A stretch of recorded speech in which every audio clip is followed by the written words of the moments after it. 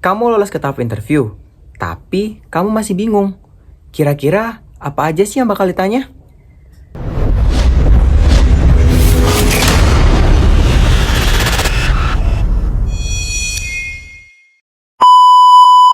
Halo, assalamualaikum teman-teman. Kembali lagi di channel YouTube aku, Mr.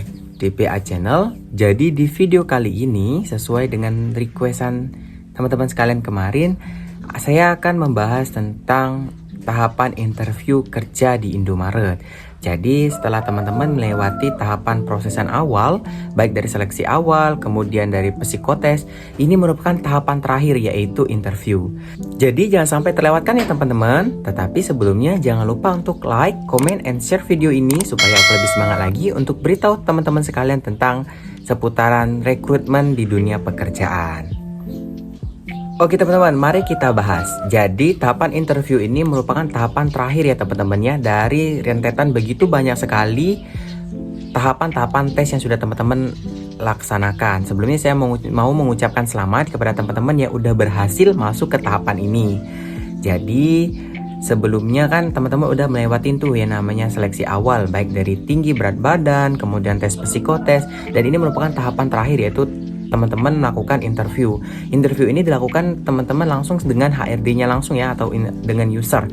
Jadi biasanya menurut pengalaman aku pribadi sih, saat aku mendaftar dulu, saya cuma 1 kali interview teman-teman. Tetapi kalau sekarang mereka ada yang sampai 2 kali. Yang pertama dengan HRD-nya langsung, yang kemudian kedua biasanya dengan pimpinan cabangnya teman-teman. Pimpinan cabang atau wakil pimpinan cabang. Untuk cara agar kita melewati tahapan interview ini dengan lancar dan dijamin lulus, ada beberapa tahap ya teman-teman. Jangan lupa disimak. Oke, jadi yang pertama teman-teman wajib yang namanya berpakaian yang rapi ya teman-teman. Namanya kita kan mau menghadap HRD tuh. Jadi kita harus berpakaian yang rapi, sopan, dan yang terpenting harus wangi ya teman-teman. Jadi usahakan sebelum masuk ke ruangan teman-teman berdandan ataupun merapikan pakaian teman-teman sekalian.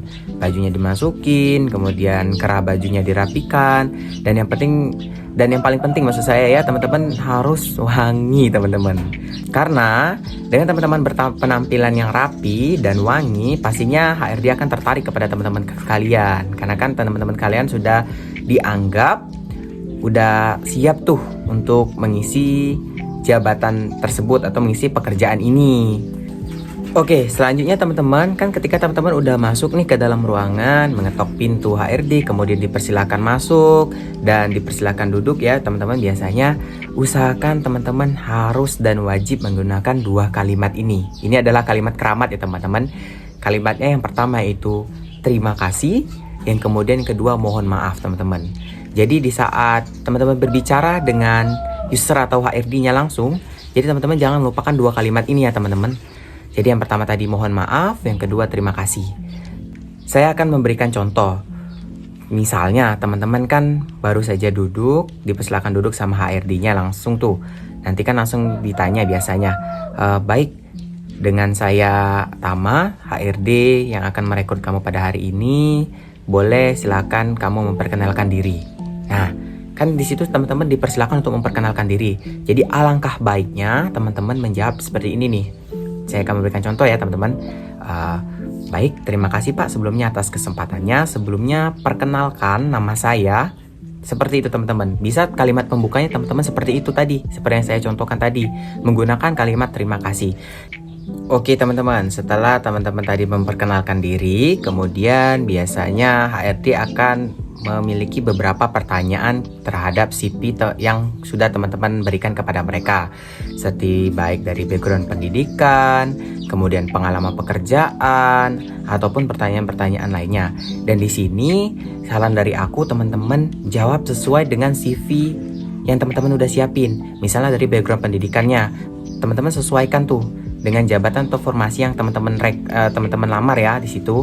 Jadi teman-teman usahakan jawabnya ini linear teman-teman, ataupun yang sama dengan informasi yang teman-teman cantumkan di CV kalian. Jangan menjawab di luar CV kalian. Itu nanti ada poin-poinnya sendiri teman-teman bagi HRD. Dan juga teman-teman usahakan untuk menjawabnya tuh sedetail mungkin. Ataupun boleh nih teman-teman, singkat, jelas, dan padat. Tetapi apa yang ditanyakan oleh HRD itu masuk dan nyambung dengan yang teman-teman jawab nanti ya. Oh iya, dan jangan lupa ya buat teman-teman yang udah masuk ke interview, jangan lupa untuk mengetahui sedikit background dari perusahaan ini ya teman-teman, supaya saat ditanyakan nanti teman-teman udah tahu nih perusahaan apa sih ini yang teman-teman lamar. Kemudian usahakan juga teman-teman setidaknya mencari tahu tentang job desk atau tugas dari pekerjaan yang teman-teman lamar ya, supaya saat ditanya nanti teman-teman udah tahu tuh, walaupun enggak benar semuanya, tetapi teman-teman udah tahu tugas dan fungsi utamanya dari pekerjaan tersebut. Jadi usahakan teman-teman tahu ya, dan jangan sampai lupa ya. Boleh juga teman-teman sekalian untuk searching dulu di Google tentang tugas dan tanggung jawabnya apa saja tuh, kayak gitu ya. Oke teman-teman, itulah tadi tips and trik dari saya tentang bagaimana menghadapi tes tahapan interview ya teman-teman. Jadi itulah tadi sekilas pertanyaan-pertanyaan apa saja sih yang kira-kira bakal muncul jika teman-teman udah masuk di tahapan interview. Dan yang terpenting teman-teman, kuncinya teman-teman harus tetap pede dan percaya diri saat menghadapi interview bersama user ataupun dengan pimpinan cabang. Dan penting teman-teman harus tetap semangat ya teman-teman ya pastinya. Mungkin itulah tadi video dari saya. Terima kasih atas waktu dan kesempatannya. Dan jangan lupa untuk di like, comment, and subscribe. Dan di video selanjutnya saya akan memberitahukan tentang tugas dan tanggung jawab dari seorang store crew. Jadi buat teman-teman nih yang mau mendaftar kerja menjadi seorang store crew di toko Indomaret, wajib mengetahui nih tugas dan tanggung jawabnya. Jadi kan ini jika teman-teman udah tahu, jadi nilai tambah nih buat teman-teman. Jadi jangan lupa ya teman-teman.